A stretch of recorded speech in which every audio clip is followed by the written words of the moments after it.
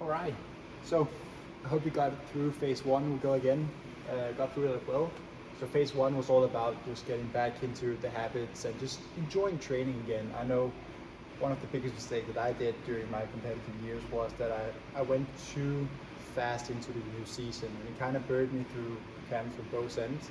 And especially in the 18th season where I qualified, I had almost not had a single break in almost like 2.5 years. So that was all about phase one. It was all about getting back into the gym, both because of COVID, but also just from a statement that, or for a standpoint that the Open just finished.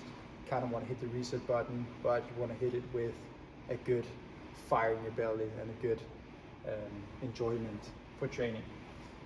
So, engine bias. If you have chosen engine bias, it is because you want to become more sustainable, or at least come to the realization that you need to be able to do more work within a given time frame. So engine bias is all about being able to do more work within, most likely, in a longer time frame.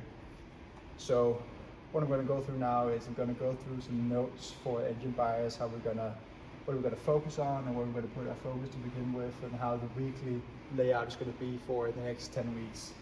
So notes, every day is going to be a conditioning day. By the nature of being a potentially more powerful athlete, is that the sustainability of that power is not good enough to be competitive in CrossFit. I remember back in my days that I had to do a lot of conditioning to be able to do the amount of work that the competitor is doing.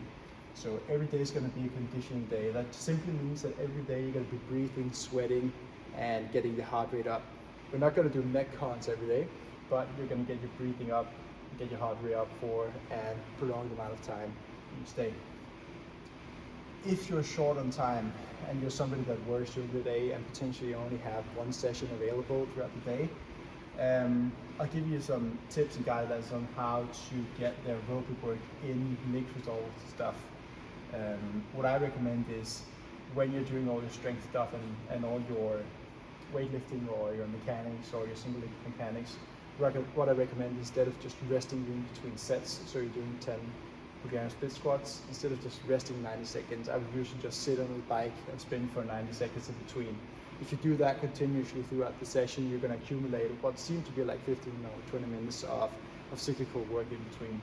So if you're low on time, this is what I recommend, but I recommend that you get those aerobic cyclical pieces done throughout the week. So first of all, we're going to talk a little about the strength and the mechanics side of stuff. So one of the focuses on this first phase two is that we're going to have a lot of focus on single leg strength and function, and upper body strength and function, especially the functioning part. By the nature of being a more powerful athlete, you also have the capability of expressing a lot of force and a lot of power through your movement patterns. And if one of those movement patterns is dysfunctional, that is obvious where dysfunction and injury is going to occur. So at the time through the season, what we're going to focus on is just making sure that your left to right discrepancy is almost zero. So both sides functioning well, both in the upper and the lower extremity. Your technical weightlifting is going to take the main seat right now. We're so early in the season that we're not going to focus on hitting the high percentages. So weightlifting is going to be into a maintenance mode where the technical focus is going to be way up here and the weight's going to be way down here. The final one is we're going to focus on some foundational gymnastics. Again, all of this training is about building the base of the pyramid. So the wider the base, the higher the peak.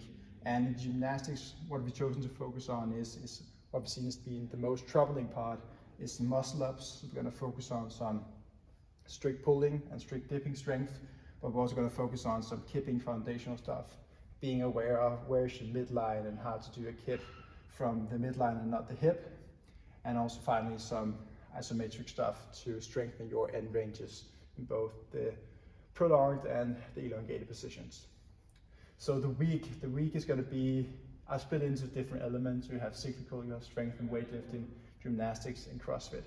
So on Monday AM, we're going to do some aerobic blood flow redirection sessions. And what it is pretty much just like a prolonged aerobic session where your heart rate is about 75 to 80% of your max heart rate, We're just going to do some alteration of a lower body extremity, a lower body modality and a upper body modality. So forcing your heart to pump in different directions during a longer time domain.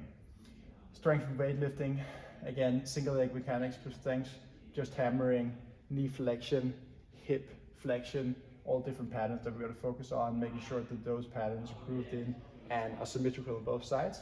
And here you're going to focus on some snatch technical stuff.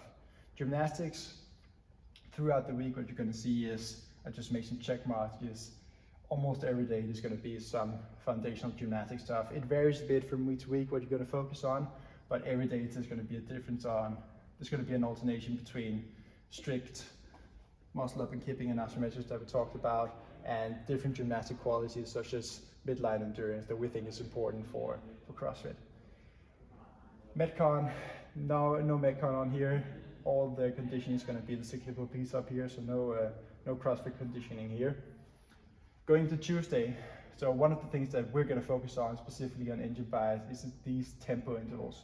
We're going to put out a more dedicated video on how to do these and what the intentions are, but what we're really going to focus on here is not as much how much work you can do, but how well you can recover. And the intention with it is we're going to focus on, after doing some high intensive work, how fast can you recover, both during getting your heart rate down, but also getting you to sustain a higher power output whilst recovering.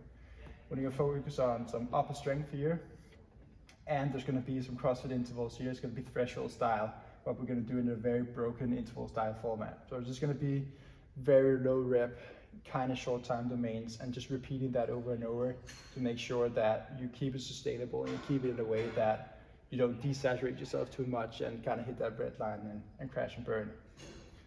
Wednesday, running volume. This is something that I found very beneficial as a bigger athlete, is that the ability to actually move yourself in space and do that fast is one of the biggest strengths that you can get as a bigger athlete.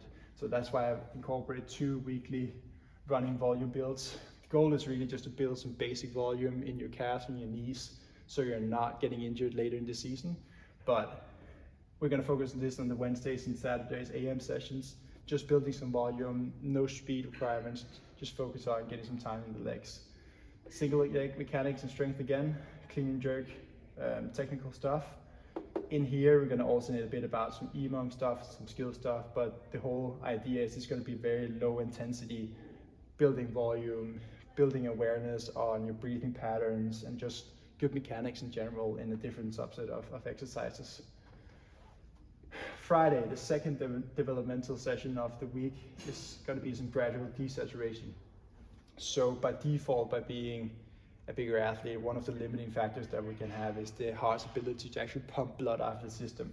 So what we're going to focus on here is we're going to do some gradual desaturation intervals. What you're going to do is you're going to start at very low intensity and you're just gradually going to increase the intensity until you hit a somewhat higher aerobic pace for that day.